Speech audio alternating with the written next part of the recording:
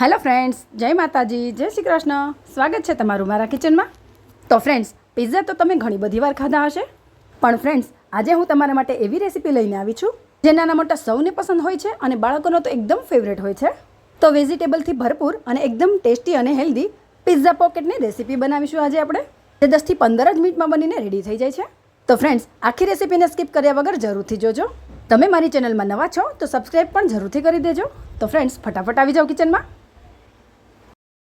તો આ નાસ્તો બનાવવા માટે સૌથી પહેલાં આપણે લોટ બાંધીશું. એના માટે અહીંયા આપણે 2 કપ જેટલો રોટલીનો જે ઝીણો લોટ આવે તે લઈ લઈશું.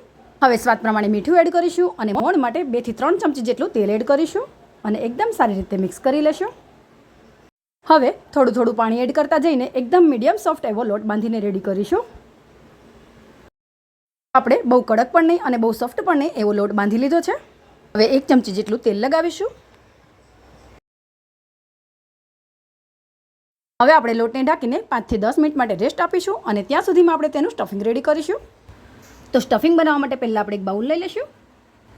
હવે તેમાં અડધા કપ જેટલી ઝીણી કટ કરેલી કોબી એડ કરીશું અને અડધા કપ જેટલું ઝીણું કટ કરેલું કેપ્સિકમ એડ કરીશું અને અડધા કપ જેટલી ઝીણી કટ કરેલી ડુંગળી એડ કરીશું અને 1/4 કપ જેટલું ઝીણું કટ કરેલું ટામેટું એડ કરીશું અને 1/4 કપ જેટલી મકાઈ એડ કરીશું. ફ્રેન્ડ્સ, અહીંયા મેં સ્ટોર કરેલી મકાઈના દાણા લીધેલા છે. જો તમે ફ્રેશ મકાઈ લેવાના હોય તો તમારે બાફીને લેવાની. હવે તેમાં ઝીણું કટ કરેલું મરચું એડ કરીશું. અહીંયા મેં લાલ મરચાંનો ઉપયોગ કરેલો છે, તમારી પાસે જે હોય તે તમે લઈ શકો છો.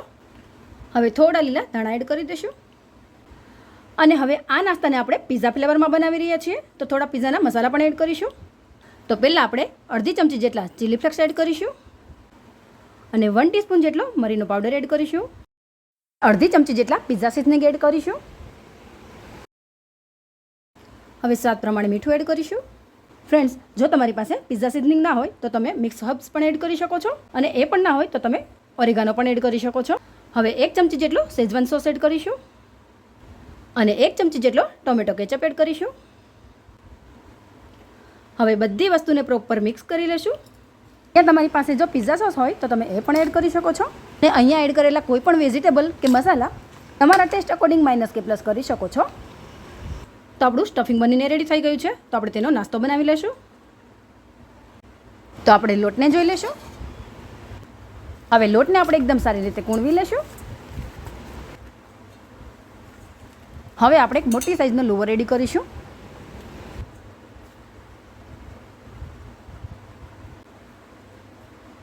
હવે ઉપરથી થોડો કોરો લોટ સ્પ્રિંકલ કરીશું અને મીડિયમ થીક એવી તેની રોટલી બનાવી લઈશું.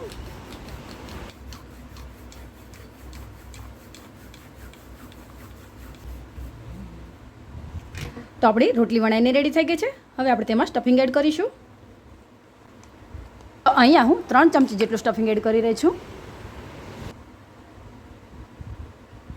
તો હવે સ્ટફિંગને આપણે સ્ક્વેર શેપમાં સેટ કરી લેશું.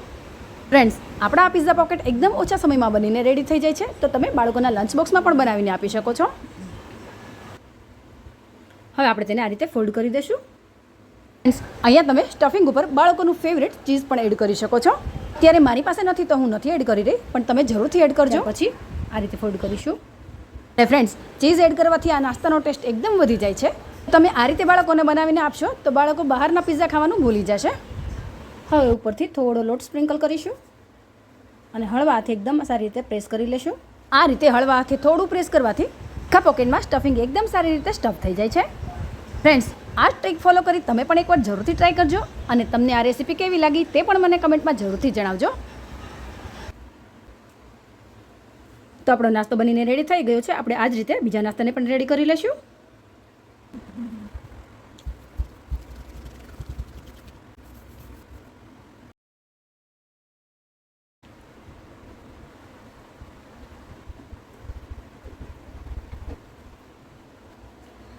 તો આપણે બધા જ નાસ્તાને બનાવીને રેડી કરી લીધો છે. હવે આપણે તેને સેલો ફ્રાય કરી લઈશું. તો નાસ્તાને સેલો ફ્રાય કરવા માટે કોઈ પણ એક પેન લઈ લેવાનું અને તેમાં થોડું ઓઇલ ગ્રીસ કરીશું. ફ્રેન્ડ્સ, આપણો આ નાસ્તો એકદમ ઓછા તેલમાં બનીને રેડી થાય છે અને વેજીટેબલથી પણ ભરપૂર છે, તો હેલ્ધી પણ એટલો જ છે. તો આ નાસ્તો તમે ગમે ત્યારે બાળકોને બનાવીને આપી શકો છો. હવે આપણે એક પોકેટને પેનમાં એડ કરી દઈશું અને ગેસની ફ્લેમ આપણે એકદમ મીડિયમ રાખીશું અને આપણા આ પોકેટ પિઝા એક સાઈડથી થોડું ગોલ્ડન બ્રાઉન અને ક્રિસ્પી થાય ત્યાં સુધી તેને થવા દેશું. તો 1 થી 2 મિનિટ જેવું થઈ ગયું છે. આપણે ઉપરથી આ રીતે થોડું ઓઇલ ગ્રીસ કરી લઈશું.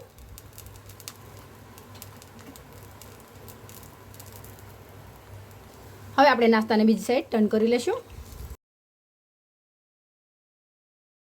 બીજી સાઈડ પણ આપણે થોડું ગોલ્ડન બ્રાઉન અને ક્રિસ્પી થાય ત્યાં સુધી તેને થવા દેશું અને ગેસની ફ્લેમ આપણે મીડિયમ જ રાખીશું. ફરીથી ઉપર થોડું ઓઇલ ગ્રીસ કરી લેશું. હવે ફરીથી બીજી સાઈડ ટર્ન કરી લેશું. તો આપણો નાસ્તો બંને સાઈડથી એકદમ ગોલ્ડન બ્રાઉન થઈ ગયો છે. તો હવે તેને આ રીતે પણ શેકી લેશું, જેથી બંને સાઈડ એકદમ સારી રીતે શેકાઈ જાય.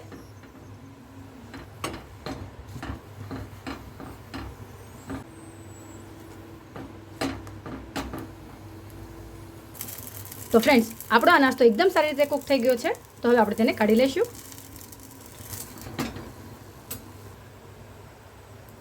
આપણું એક પિઝા પોકેટ બનીને રેડી થઈ ગયું છે. આપણે આ જ રીતે બીજા નાસ્તાને પણ રેડી કરી લઈશું. આપણે બધા જ નાસ્તાને બનાવીને રેડી કરી લીધો છે. ફ્રેન્ડ્સ, તો આપણે નાસ્તાને કટ કરીને પણ જોઈ લઈશું.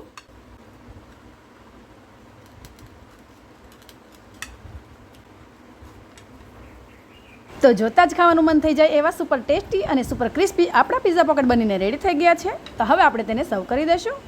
ફ્રેન્ડ્સ, આ નાસ્તાને તમે ઘરે કોઈ મહેમાન આવે ત્યારે પણ બનાવીને આપી શકો છો. તો એકવાર ટ્રાય જરૂરથી કરજો. અને હા ફ્રેન્ડ્સ, જો તમને મારી રેસીપી થોડી પણ પસંદ આવતી હોય, પ્લીઝ મારા વિડીયોને લાઇક કરી ફ્રેન્ડ્સ અને ફેમિલીમાં શેર જરૂરથી કરજો. અને તમે મારા આ વિડીયો ક્યાંથી જોઈ રહ્યા છો તે પણ મને જરૂરથી જણાવજો, જેથી હું તમને સ્પેશિયલ થેન્ક યુ પણ કહી શકું. આપણે આ નાસ્તાને ટેસ્ટ કરીને પણ જોઈ લઈશું.